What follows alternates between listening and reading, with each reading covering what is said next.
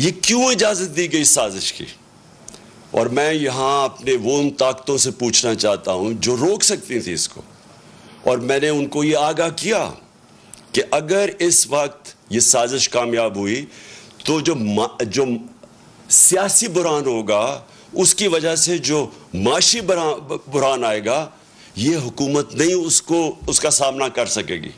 क्योंकि इन्होंने तो जब भी ये हुकूमत में आए हैं, इन्होंने तो कभी भी माशत ठीक नहीं की। ये याद रखें, डॉक्टर इशरत हुसैन की किताब है कि 90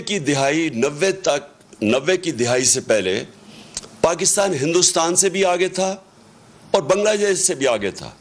जब से ये दो ख़ानदान आए हैं, हम उन दोनों से, हिंदुस्तान से भी पीछे रह गए, बांग्लादेश से भी पीछे रह गए।